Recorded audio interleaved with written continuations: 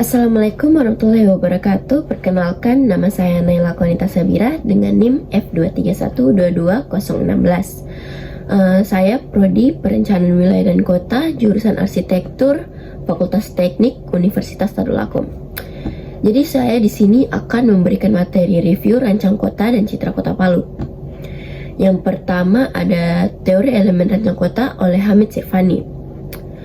Hamid Sirfani dalam bukunya The Urban Design Process menjelaskan bahwa elemen rancang kota adalah komponen yang membentuk identitas dan struktur kota.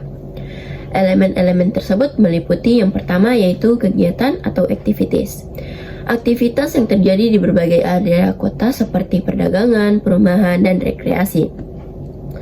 Yang kedua ada jaringan sirkulasi atau circulation networks, yaitu sistem jalan, trotoar, dan transportasi yang menghubungkan berbagai bagian kota. Yang ketiga adalah penggunaan lahan atau land uses. Pembagian fungsi lahan seperti area perumahan, komersial, dan industri. Yang keempat ada ruang publik atau public space, atau yaitu area terbuka seperti taman, alun-alun, dan jalan yang digunakan bersama oleh masyarakat. Yang kelima ada karakter kota atau urban character, atau ciri khas estetika dan budaya kota yang membedakannya dari kota lain. Implementasinya di kota Palu yaitu Palu harus mempertimbangkan diverifikasi sebagai kegiatan ekonomi untuk meningkatkan kesejahteraan masyarakat seperti pembangunan pusat bisnis dan zona industri.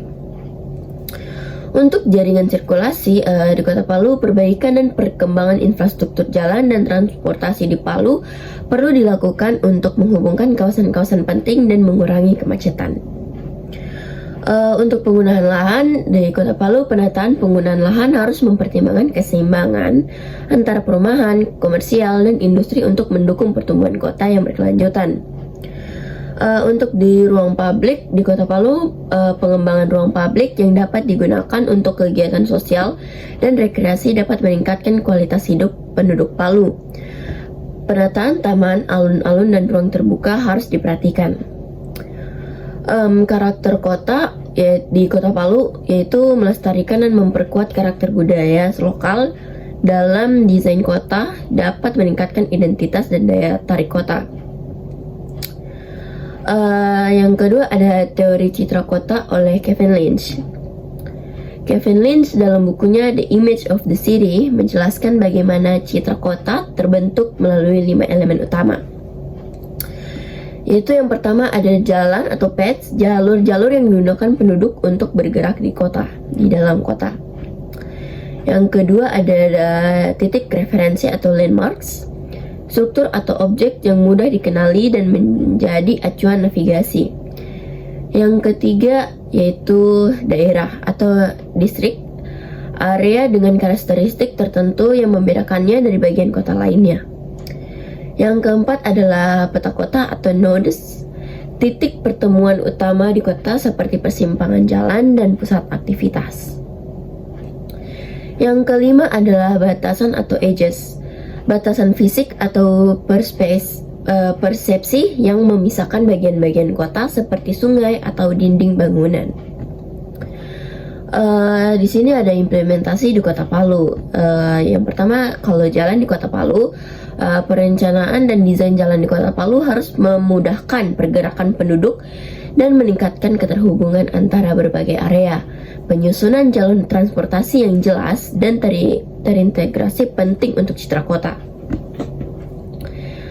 Yang kedua adalah ada titik referensi, yaitu di Kota Palu identifikasi dan pengembangan landmarks yang khas di Kota Palu dapat membantu penduduk dan pengunjung untuk menavigasi kota dengan lebih mudah. Monumen dan bangunan ikonik bisa menjadi titik referensi yang bermanfaat. Yang ketiga ada daerah. Daerah pengembangan kawasan dengan karakteristik khusus di Kota Palu dapat meningkatkan pengenalan dan pemahaman tentang kota. Misalnya, kawasan budaya atau pusat belanja yang memiliki ciri khas tersendiri.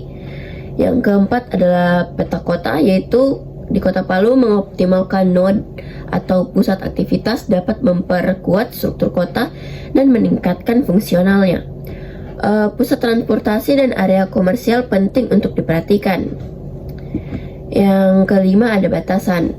Di Kota Palu memahami dan merencanakan batasan yang ada seperti sungai atau batas administratif dapat membantu dalam perencanaan kota agar lebih efektif dan berkelanjutan.